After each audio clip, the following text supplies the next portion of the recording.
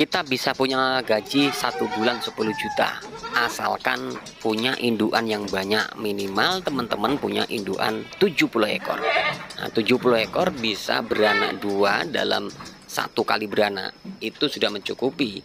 Nah, teman-teman kalau punya 100 ekor, nah tinggal kalikan saja. Itulah keuntungan, per ekornya kita jual 1 juta saja cempenya.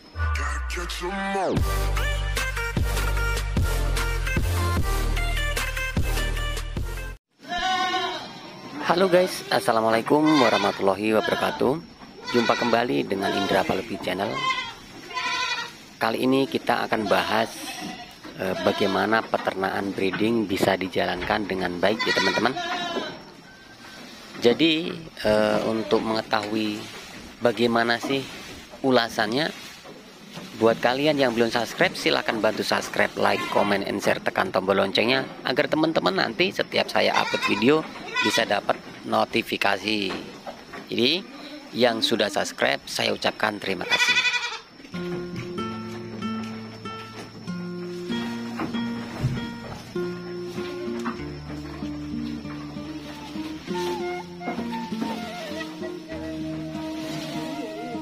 Dalam dunia peternakan itu ada 2 sistem. Sistem yang pertama adalah breeding atau pengembangbiakan kambing betina diambil peranakannya. Maka banyak senior menyebutnya breeding ya gitu. Jadi breeding sendiri ini sangat mudah dijalankan dan rata-rata ini dijalankan oleh peternak-peternak di desa, yaitu peternak tradisional.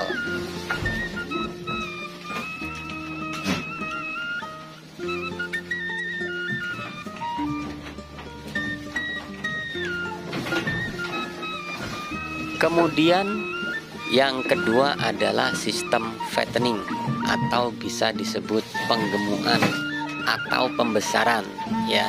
Sedikit berbeda sih sebenarnya pembesaran dan penggemukan. Kalau penggemukan itu rata-rata dipelihara selama 3-4 bulan, maka disebutnya penggemukan. Tapi kalau fattening atau pembesaran itu hasil dari breeding yang dari kecil kita besarkan hingga dewasa kemudian kita jual. Mungkin seperti itu sedikit banyaknya penjelasannya teman-teman ya.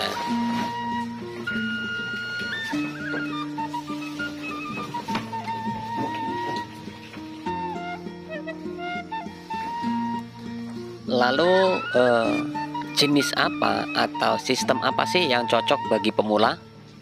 Banyak teman-teman yang bertanya tentang keutamaan beternak itu ya. Yang paling bagus itu apa sih Bang? Nah, makanya di sini saya jelaskan, bagi pemula itu sebaiknya mengambil sistem yang pertama, yaitu breeding atau pengembangbiakan kambing betina lalu diambil peranakannya atau anaknya. Nah ini sangat mudah sekali teman-teman. Ini cukup cari indukan yang bagus, yang kita anggap bagus, kemudian dipelihara, dikawinkan dengan pejantan atau diberi pacek, kemudian dipelihara hingga beranak. Seperti dalam video ini adalah sistem breeding ya. Breeding sendiri ini keuntungannya seperti apa? Breeding mungkin sedikit agak lama masanya atau jualnya atau hasilnya itu sangat lama, yaitu di tahun pertama dia mungkin belum dapat hasilnya karena masih menunggu di saat sang induk itu bunting atau menunggu kelahiran. Setelah lahir kemudian ditunggu besar, dipelihara hingga besar, kemudian bisa dijual. Nah itu mungkin sedikit kekurangan breeding, tapi di dalam dunia perbreedingan sendiri ini bisa menganut dengan sistem modal sekali untung berkali-kali. Jadi modal awalnya saja untuk beli indukan beberapa ekor, kemudian diberi jantan 1-2 ekor.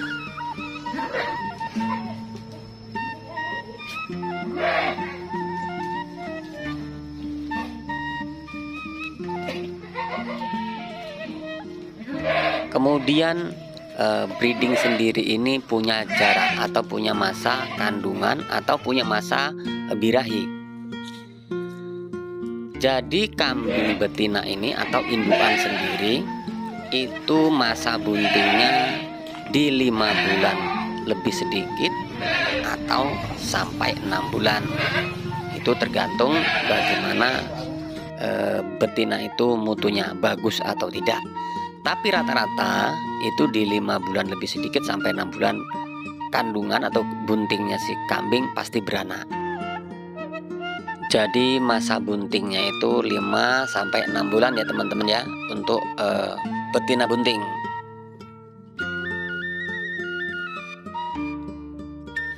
Lalu setelah si induk beranak dan cempe seperti ini sudah mulai sedikit besar ya. Ini cempe ini usia 1,5 bulan teman-teman. Nah di usia 1,5 bulan ini kalau kita jeli, kalau kita paham, di 21 dari kelahiran si cempe ini, di 21 hari maka si induk itu sudah birahi. Nah kalau teman-teman semua jeli, pasti si induk minta dikawinkan atau minta pacak. Tapi kalau seandainya teman-teman semua kok tidak paham atau belum paham atau tidak tahu di saat si induk itu minta kawin atau birahi, sebaiknya ditunggu 21 hari yang kedua. Setelah 21 hari pertama terlewatkan, maka ditunggu 21 hari yang kedua.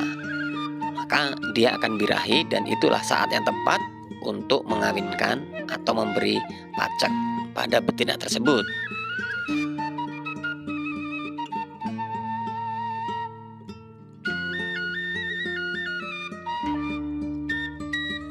Banyak teman-teman penonton, banyak teman-teman peternak yang beranggapan dengan berbreeding sendiri penghasilannya lambat. Itu sebenarnya bukan breedingnya yang salah, tapi sistem yang salah, yaitu kurang tepat, kurang jeli di saat induk minta kawin. Sehingganya di saat si cempe sudah besar, si induk tidak birahi-birahi atau tidak minta kawin, nah disitulah titik kerugiannya. Maka dari itu peternak harus jeli kapan si betina minta kawin agar nanti buntingnya tidak terlambat. Biasanya itu kalau untuk siklus betina, teman-teman perhatikan untuk betina itu dalam satu siklus per tahun itu biasanya rata-rata di 7 bulan induk sudah bunting kembali. Makanya 1 tahun 2 bulan kambing beranak 2 kali gitu teman-teman.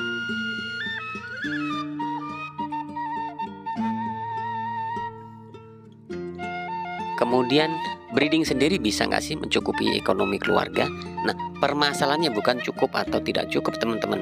Di sini adalah yang jadi permasalahan adalah populasi teman-teman miliki itu berapa. Nah ini yang menentukan sedikit atau banyaknya, untung atau tidaknya di sebuah peternakan breeding. Karena semakin populasi yang kita miliki semakin banyak, artinya kesempatan untuk penghasilan besar itu pasti kita capai teman-teman.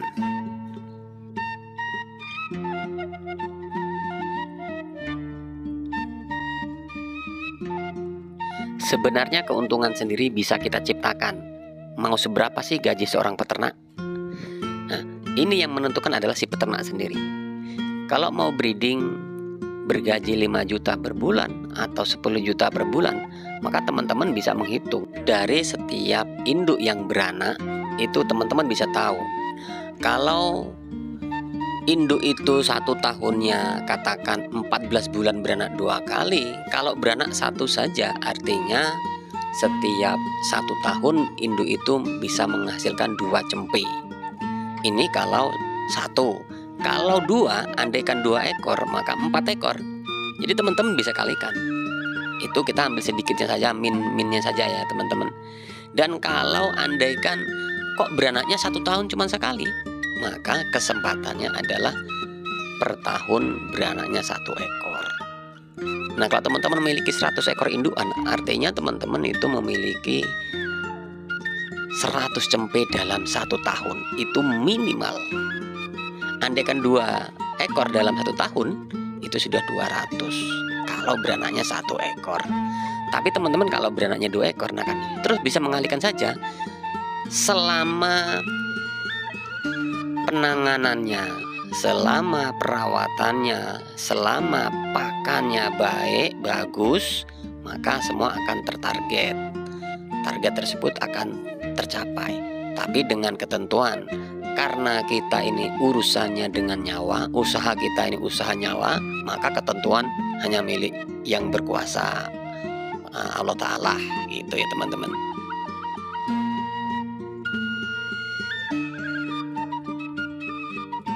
Maka sebaiknya teman-teman semua mulai usaha apapun, baik itu peternakan, pertanian, dan kerja yang lain, itu dengan hati, dengan senang dulu. Jadikan sebuah usaha itu adalah hobi, agar teman-teman nanti menjalaninya ringan, tidak berat, tapi lebih mudah dan lancar.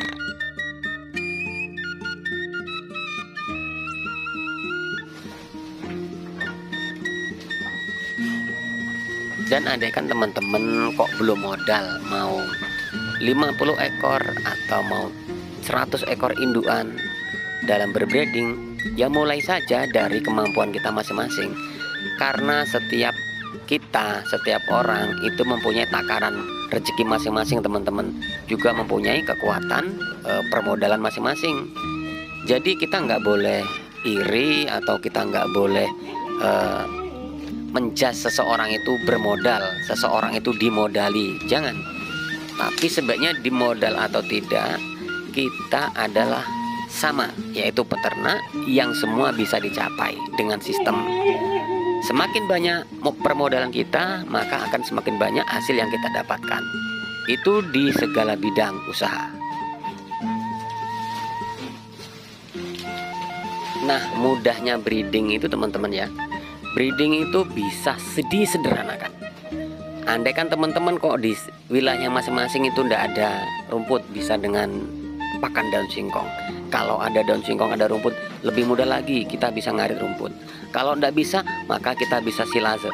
Silase itu apa sih? Nah, silase itu bahan yang berbentuk hijauan, apapun daunnya yang berbentuk hijauan, kemudian kita cacah, kita kedap udarakan, kita simpan jangka panjang, maka kambing akan lebih suka, pasti akan gemuk kambing. Nah, itu sistem silase.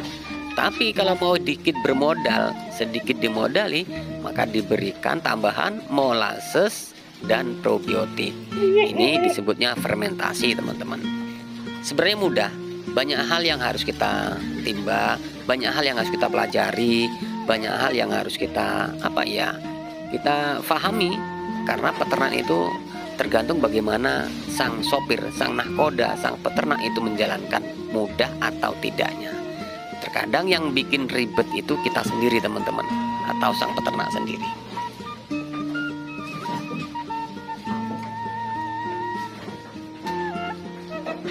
Buat kalian yang selama ini belum subscribe, silahkan bantu subscribe agar channel ini lebih berkembang, agar channel ini lebih besar, agar channel ini bisa mengedukasi teman-teman seluruh Nusantara.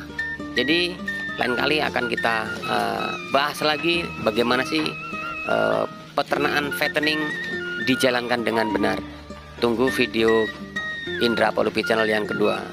Oke guys, itu dulu pembahasan kita kali ini. Sedikit ini yang bisa saya ulas. Semoga bermanfaat. Saya akhiri, wassalamualaikum warahmatullahi wabarakatuh.